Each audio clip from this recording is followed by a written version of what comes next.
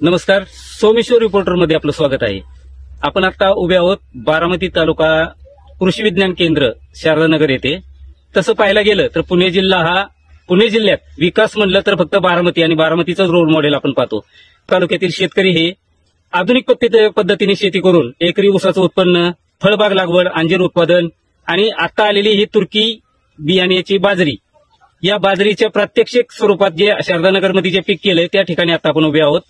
एक 2.5 ते 3 फुटाचं कणीस आणि खालची देठाची उंची 6 फूट असं 9 फुटाचं हे बाजरीचं पीक आणि एकरी जवळजवळ 35 ते 40 क्विंटल उत्पादन देणारी ही हायब्रिड नव्हे तर साधी बाजरी आणि खायलाही अतिशय गोड आणि त्यामध्ये जे सत्व जे असतात ते आपण जाणून घेणार आहोत कृषी विज्ञान केंद्र बारामतीचे कृषी अधिकारी संतोष करंजे यांच्याकडून. नमस्कार. नमस्कार. काय सांगताल या बाजरीच्या पिकाविषयी? बाजरीचं सांगायचं झालं तर तुर्कस्तानची जी बाजरी आहे ही आपले सोमेश्वर येथील सकुंडे साहेबांनी पहिल्यांदा बारामती तालुक्यातील सोमेश्वरमध्ये त्याचा प्रयोग घेतला आणि तिथं पहिल्यांदा आम्ही ही बाजरी पाहिल्यानंतर अतिशय आकर्षण वाटलं की ही बाजरी आपण आपल्या भागात शेतकऱ्यांना वाढवू शकतो. तर मग सकुंडे साहेबांच्या पुढाकारातून आपण यावर्षी बियाणे इथं केवीके सतीश सकुंडे यांच्या पुढाकारातून आपण इथं हे बियाणं आणलं. केवीके मध्ये आपण स्वतः पाहतोय की तेच बियाणं आपण इथं लावलंय आणि साधारणपणे 1.5, 2, 2.5, 3 फुटापर्यंत कंचाची लांबी आम्हाला दिसते. बाजरीचं बी आहे हे आणि बाजरी शेतकऱ्यांनी जर केली तर ती खायला कशा पद्धतीने आहे? आता सगळ्यात महत्वाचं की आपण ही गावरान प्रकारातलं आहे.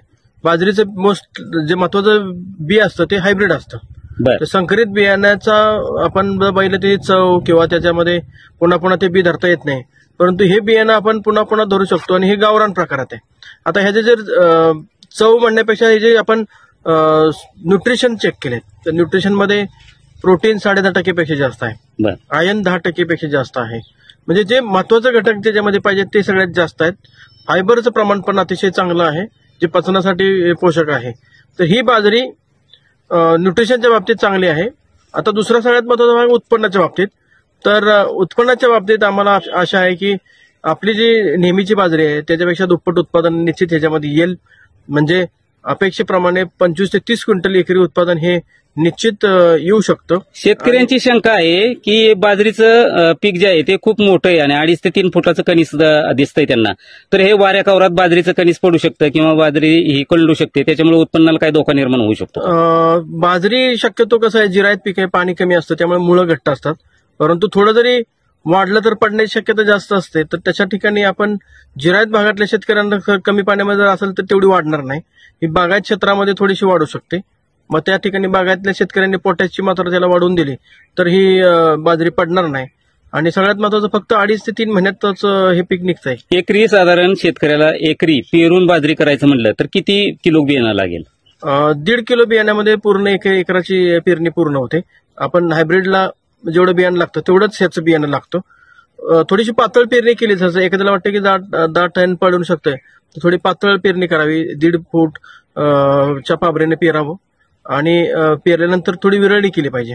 दाट पेरणी झाली तर त्याला फुटवा येणार नाही. शेतकऱ्यांना एकच मार्गदर्शन करा की हे बाजरीचं पीक शेतकऱ्यांनी कोणत्या ऋतूत करावं आणि कोणत्या ऋतूमध्ये जास्त उत्पन्न मिळेल? खरं तर खरीपात बाजरी आपल्याकडे जास्त प्रमाणात आहे. खरीप म्हणजे जूनच्या 30 तारखेपर्यंत आपण करू शकतो. पण मला असं वाटतं की रब्बीमध्ये पण चांगले आहेत. आता आमच्या इथं तुम्ही बघितलं तर रब्बीमध्ये पण सप्टेंबर महिन्यात जरी केलं तरी त्याचं उत्पादन चांगलं येणार आहे. आणि उन्हाळ्यात 15 फेब्रुवारीच्या पुढे जरी केली, जानेवारी संपल्यानंतर जरी त्यांनी लागवड केली 1 ते 15 फेब्रुवारी, तरी उन्हाळ्यात पण चांगलं बाजरीचं पीक येणार आहे. आणि सगळ्यात महत्वाचा भाव जास्त आहेत. आता यावर्षी 2,500 पेक्षा जास्त बाजरीला भाव आहेत.